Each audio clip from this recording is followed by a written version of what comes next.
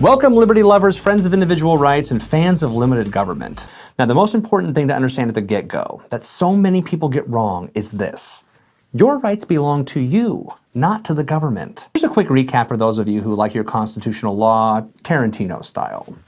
After beating the mighty British Empire in the War of Independence, founders had to create a new national government.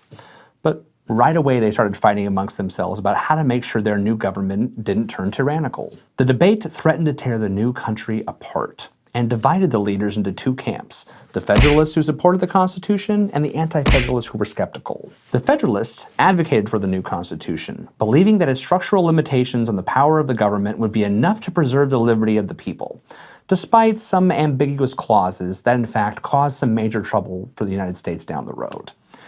Now, the Anti-Federalists, on the other hand, demanded the Constitution include a specific listing of individual rights that the new federal government would be prohibited from violating.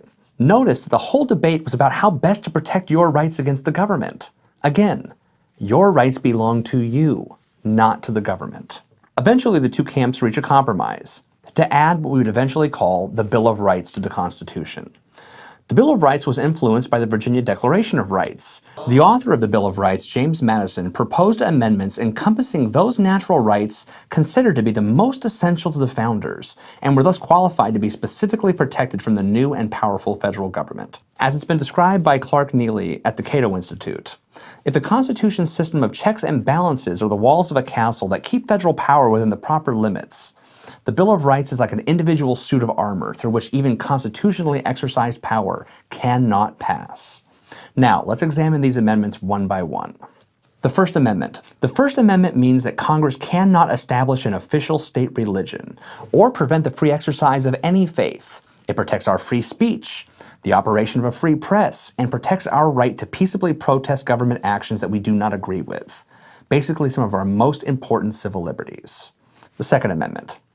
Now, the Second Amendment protects the right to keep and bear firearms for the protection of our persons, property, and individual liberty. The Third Amendment.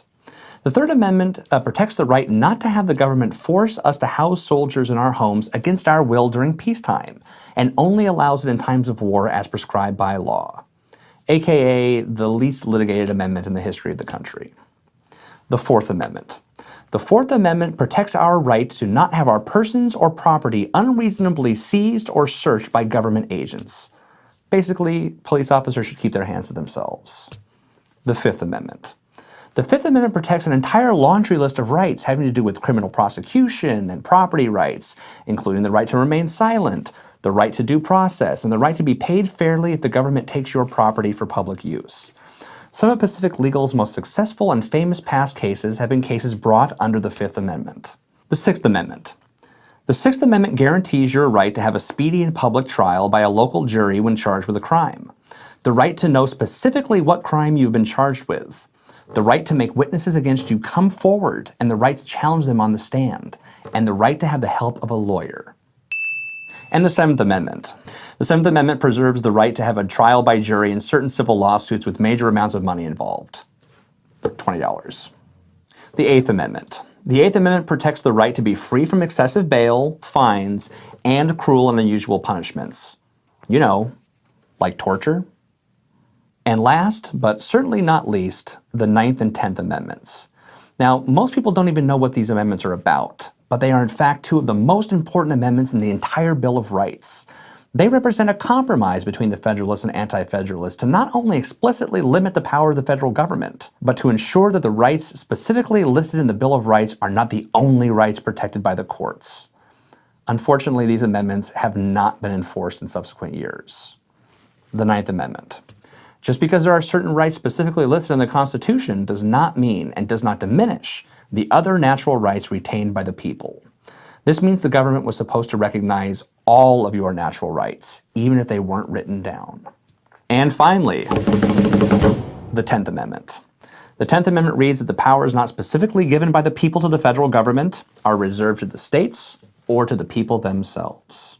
Besides pre-existing government, the next thing that jumps out at us is the nature of the rights contained in the Bill of Rights.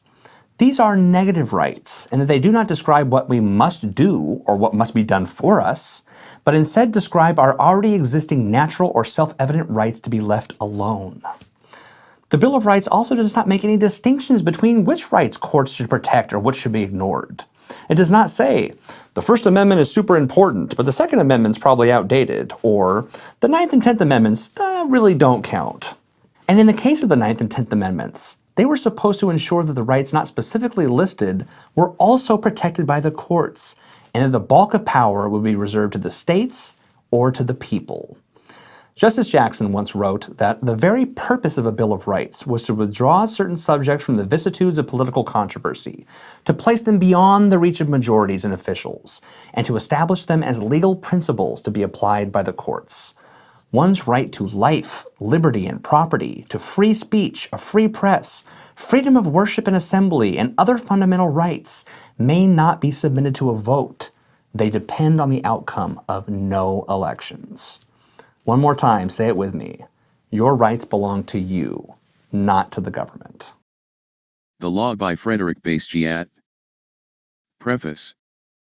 The law perverted, and the police powers of the state perverted along with it. The law, I say, not only turned from its proper purpose but made to follow an entirely contrary purpose. The law become the weapon of every kind of greed. Instead of checking crime, the law itself guilty of the evils it is supposed to punish.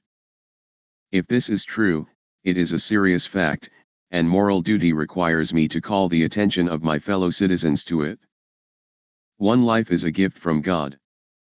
We hold from God the gift which includes all others. This gift is life, physical, intellectual, and moral life. But life cannot maintain itself alone. The Creator of life has entrusted us with the responsibility of preserving, developing, and perfecting it. In order that we may accomplish this, He has provided us with a collection of marvelous faculties. And He has put us in the midst of a variety of natural resources. By the application of our faculties to these natural resources we convert them into products, and use them. This process is necessary in order that life may run its appointed course. Life, faculties, production, in other words, individuality, liberty, property, this is man. And in spite of the cunning of artful political leaders, these three gifts from God precede all human legislation, and are superior to it. Life, liberty, and property do not exist because men have made laws. On the contrary, it was the fact that life, liberty, and property existed beforehand that caused men to make laws in the first place. 2. What is law? What, then, is law? It is the collective organization of the individual right to lawful defense. Each of us has a natural right from God to defend his person, his liberty, and his property. These are the three basic requirements of life, and the preservation of any one of them is completely dependent upon the preservation of the other two. For what are our faculties but the extension of our individuality? And what is property but an extension of our faculties? If every person has the right to defend even by force his person, his liberty, and his property, then it follows that a group of men have the right to organize and support a common force to protect these rights constantly.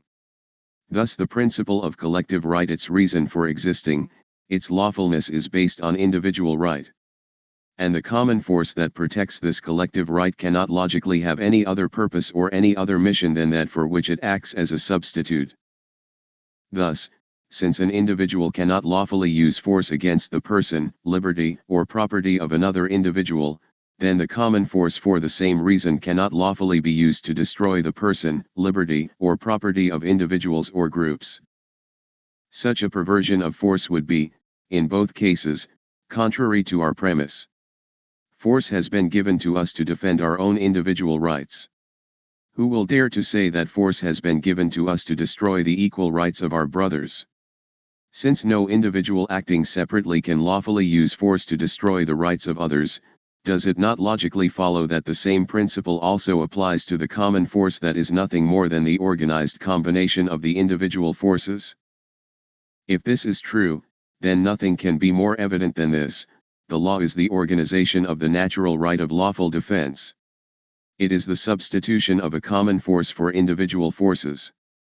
And this common force is to do only what the individual forces have a natural and lawful right to do, to protect persons, liberties, and properties, to maintain the right of each, and to cause justice to reign over us all. 3. A just and enduring government. If a nation were founded on this basis, it seems to me that order would prevail among the people, in thought as well as in deed. It seems to me that such a nation would have the most simple, easy to accept, economical, limited, non-oppressive, just, and enduring government imaginable, whatever its political form might be. Under such an administration, everyone would understand that he possessed all the privileges as well as all the responsibilities of his existence. No one would have any argument with government, provided that his person was respected, his labor was free, and the fruits of his labor were protected against all unjust attack. When successful, we would not have to thank the state for our success. And, conversely, when unsuccessful, we would no more think of blaming the state for our misfortune than would the farmers blame the state because of hail or frost. The state would be felt only by the invaluable blessings of safety provided by this concept of government. It can be further stated that, thanks to the non-intervention of the state in private affairs, our wants and their satisfactions would develop themselves in a logical manner. We would not see poor families seeking literary instruction before they have bread. We would not see cities populated at the expense of rural districts, nor rural districts at the expense of cities. We would not see the great displacements of capital, labor, and population that are caused by legislative decisions. The sources of our existence are made uncertain and precarious by these state-created displacements. And, furthermore, these acts burden the government with increased responsibilities. 4. The complete perversion of the law. But, unfortunately, law by no means confines itself to its proper functions. And when it has exceeded its proper functions, it has not done so merely in some inconsequential and debatable matters. The law has gone further than this, it has acted in direct opposition to its own purpose. The law has been used to destroy its own objective, it has been applied to annihilating the justice that it was supposed to maintain, to limiting and destroying rights which its real purpose was to respect.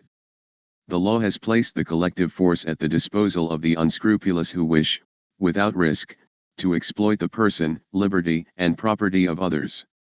It has converted plunder into a right, in order to protect plunder. And it has converted lawful defense into a crime, in order to punish lawful defense. How has this perversion of the law been accomplished? And what have been the results? The law has been perverted by the influence of two entirely different causes, stupid greed and false philanthropy. Let us speak of the first. 5. A fatal tendency of mankind. Self-preservation and self-development are common aspirations among all people. And if everyone enjoyed the unrestricted use of his faculties and the free disposition of the fruits of his labor, social progress would be ceaseless, uninterrupted, and unfailing. But there is also another tendency that is common among people. When they can, they wish to live and prosper at the expense of others. This is no rash accusation. Nor does it come from a gloomy and uncharitable spirit. The annals of history bear witness to the truth of it, the incessant wars, mass migrations, religious persecutions, universal slavery, dishonesty in commerce, and monopolies. This fatal desire has its origin in the very nature of man, in that primitive, universal, and insuppressible instinct that impels him to satisfy his desires with the least possible pain. 6. Property and plunder. Man can live and satisfy his wants only by ceaseless labor, by the ceaseless application of his faculties to natural resources. This process is the origin of property. But it is also true that a man may live and satisfy his wants by seizing and consuming the products of the labor of others. This process is the origin of plunder. Now, since man is naturally inclined to avoid pain, and since labor is pain in itself, it follows that men will resort to plunder whenever plunder is easier than work. History shows this quite clearly. And under these conditions, neither religion nor morality can stop it. When, then, does plunder stop? It stops when it becomes more painful and more dangerous than labor. It is evident, then, that the proper purpose of law is to use the power of its collective force to stop this fatal tendency to plunder instead of to work. All the measures of the law should protect property and punish plunder. But, generally, the law is made by one man or one class of men. And since law cannot operate without the sanction and support of a dominating force, this force must be entrusted to those who make the laws. This fact, combined with the fatal tendency that exists in the heart of man to satisfy his wants with the least possible effort, explains the almost universal perversion of the law. Thus it is easy to understand how law, instead of checking injustice, becomes the invincible weapon of injustice. It is easy to understand why the law is used by the legislator to destroy in varying degrees among the rest of the people, their personal independence by slavery, their liberty by oppression, and their property by plunder. This is done for the benefit of the person who makes the law, and in proportion to the power that he holds. 7 Victims of lawful plunder. Men naturally rebel against the injustice of which they are victims. Thus, when plunder is organized by law for the profit of those who make the law, all the plundered classes try somehow to enter by peaceful or revolutionary means into the making of laws. According to their degree of enlightenment, these plundered classes may propose one of 2 entirely different purposes when they attempt to attain political power: either they may wish to stop lawful plunder, or they may wish to share in it. Woe to the nation when this latter purpose prevails among the mass victims of lawful plunder, when they, in turn, seize the power to make laws. Until that happens, the few practice lawful plunder upon the many, a common practice where the right to participate in the making of law is limited to a few persons. But then, participation in the making of law becomes universal. And then, men seek to balance their conflicting interests by universal plunder. Instead of rooting out the injustices found in society, they make these injustices general. As soon as the plundered classes gain political power, they establish a system of reprisals against other classes. They do not abolish legal plunder. This objective would demand more enlightenment than they possess. Instead, they emulate their evil predecessors by participating in this legal plunder, even though it is against their own interests. It is as if it were necessary, before a reign of justice appears, for everyone to suffer a cruel retribution, some for their evilness, and some for their lack of understanding. 8. The results of legal plunder. It is impossible to introduce into society a greater change and a greater evil than this, the conversion of the law into an instrument of plunder. What are the consequences of such a perversion? It would require volumes to describe them all. Thus we must content ourselves with pointing out the most striking. In the first place, it erases from everyone's conscience the distinction between justice and injustice. No society can exist unless the laws are respected to a certain degree. The safest way to make laws respected is to make them respectable. When law and morality contradict each other, the citizen has the cruel alternative of either losing his moral sense or losing his respect for the law. These 2 evils are of equal consequence, and it would be difficult for a person to choose between them. The nature of law is to maintain justice. This is so much the case that, in the minds of the people, law and justice are one and the same thing. There is in all of us a strong disposition to believe that anything lawful is also legitimate. This belief is so widespread that many persons have erroneously held that things are just because law makes them so. Thus, in order to make plunder appear just and sacred to many consciences, it is only necessary for the law to decree and sanction it. Slavery, restrictions, and monopoly find defenders not only among those who profit from them but also among those who suffer from them. 9. The fate of nonconformists. If you suggest a doubt as to the morality of these institutions, it is boldly said that you are a dangerous innovator, a utopian, a theorist, a subversive. You would shatter the foundation upon which society rests. If you lecture upon morality or upon political science, there will be found official organizations petitioning the government in this vein of thought, that science no longer be taught exclusively from the point of view of free trade, of liberty, of property, and of justice, as has been the case until now, but also, in the future, Science is to be especially taught from the viewpoint of the facts and laws that regulate French industry, facts and laws which are contrary to liberty, to property, and to justice. That, in government-endowed teaching positions, the professor rigorously refrain from endangering in the slightest degree the respect due to the laws now in force. Thus, if there exists a law which sanctions slavery or monopoly, oppression, or robbery, in any form whatever, it must not even be mentioned. For how can it be mentioned without damaging the respect which it inspires? Still further, morality and political economy must be taught from the point of view of this law, from the supposition that it must be a just law merely because it is a law. Another effect of this tragic perversion of the law is that it gives an exaggerated importance to political passions and conflicts, and to politics in general. I could prove this assertion in 1,000 ways.